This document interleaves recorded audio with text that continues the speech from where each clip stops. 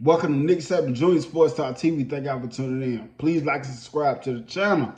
And y'all, we're about to talk about a little about spring practice today. Just very little. I don't know much about what happened today. I seen some of the open practice.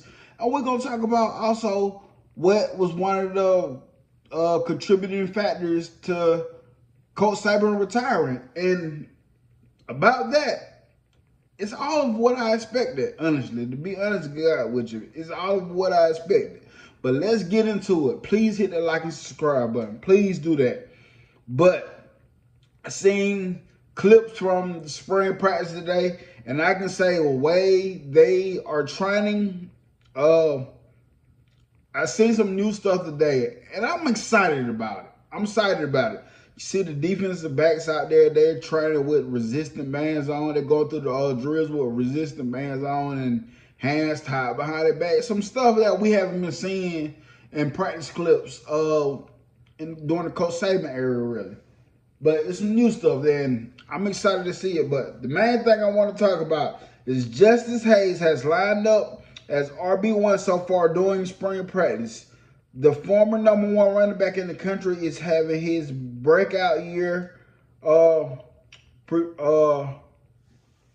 He's going to have a breakout year is basically what I'm saying. But Justice Haynes has been lining up as running back 1. And like I said earlier on an earlier video when I was talking about when the spring practice started, Jam Miller, Justice Haynes, who would be running back 1? My honest opinion, I don't care. I just want them to get their fair share amount of carries and be impactful when their number is called, when they're in the game. But Justice Haynes, like I said, if you see him in the national championship play, this dude is he's gonna be the guy. Thought we was gonna ride his back to the national championship, but him being lined up as running back 1. Not shocked at all, not surprised, very much expected, highly anticipated. Bama fans, we cannot wait to see what Justice Haynes brings as a starter and this 1-2 punch that we have at running back coming this year. Very excited to see this guy. Very excited to see this guy. Like I said, too excited to hear about the see what the spring game brings, see how the spring practice develops. And guys, let's move on. Bama's players' reaction to the college football player loss contributed to Saban's retirement decision. That's crazy. That's crazy. And let me say this before I read on. Us Bama fans, we have been noticing college football has been changing. We have been noticing the players, the way they react, the way they act now, the way they are now, it's different. It's different. So I can understand these things, but let's read. Nick Saban has expressed disappointment with the way the team reacted to their loss against Michigan at the Rose Bowl, and stated that it contributed to his decision to retire. He also mentioned the changing landscape of college football, and 70-80% of the recruits he would talk to asked about NIL money and playing time. Let me know in the comments what y'all think about this. And on something else that I read today, he said a lot of the players were going to hit the transfer portal with or without him anyway. But the fact that you have 70 to 80% of the players they're asking about, we're talking about high school guys coming to college. They're asking about playing time and NIL. And this is what I said about NIL. When it first happened, you seen people basically walking on eggshells. The big name players were getting the big time NIL deals, and that's going to be the same in the future. It's going to be the big time players, big name players getting the big NIL deals. But the first year, that was kind of walking on eggshells. But now we see it has gotten to Cut the small talk. How much you gonna pay me?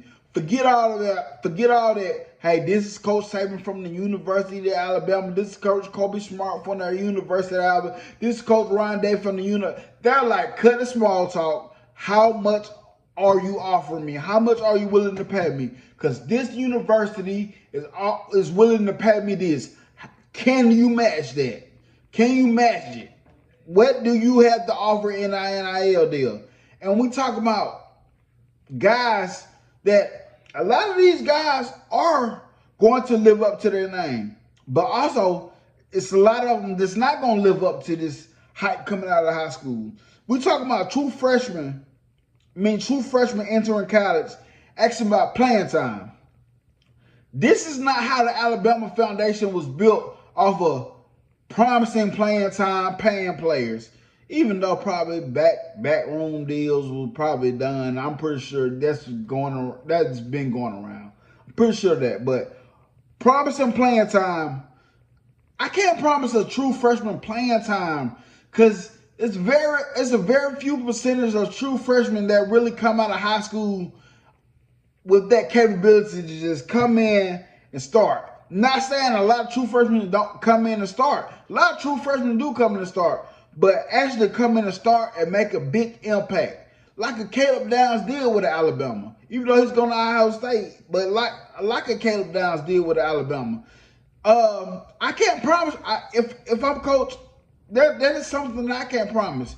So you think about dealing with transfer portal.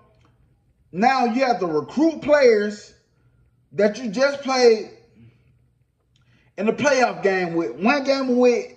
From the national championship, you got to recruit these players. You got high school players that you're currently recruiting, and they're asking you about money and playing time. Money and playing time.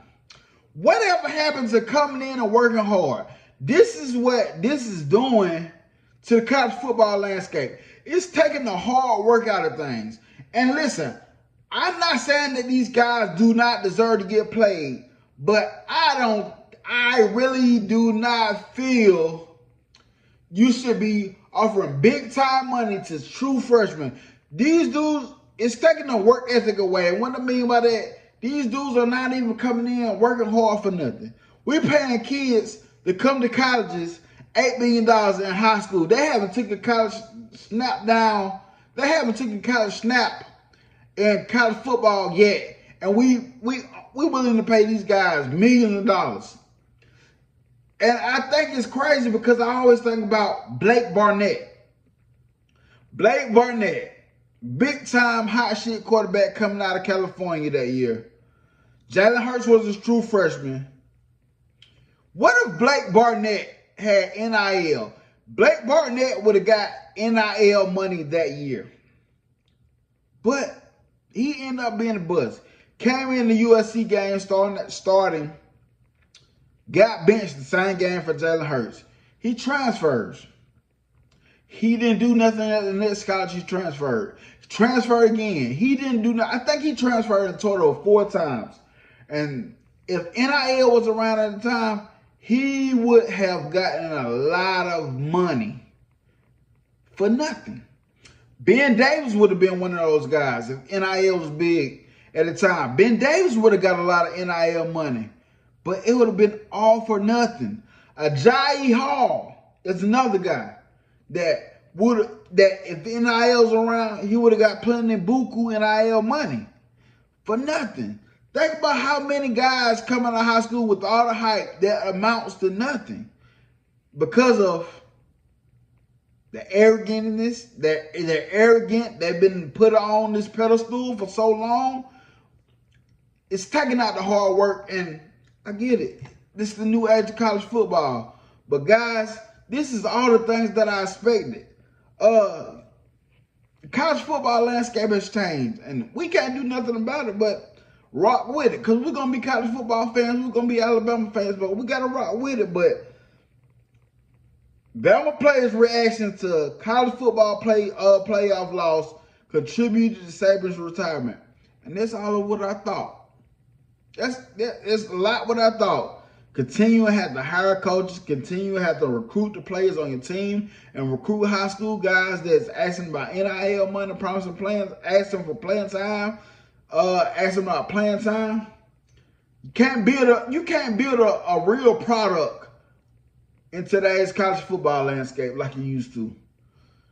You're not selling a sit here 2 years or sit here for a year, learn the process. It's hard to sell that. It's hard to sell that. So with Coach Saban getting older and all these changes in college football that's going on, he's done enough. His legacy is set already. So if I'm that age and college football is not looking the same, I would have did the same thing too, just to be honest with you. But thank y'all for tuning in. Please like and subscribe to the channel. Don't forget to hit that like button. Please don't forget to hit that like button. And please share it with somebody. Subscribe to it if you're a new viewer. Appreciate y'all, like always, for tuning in.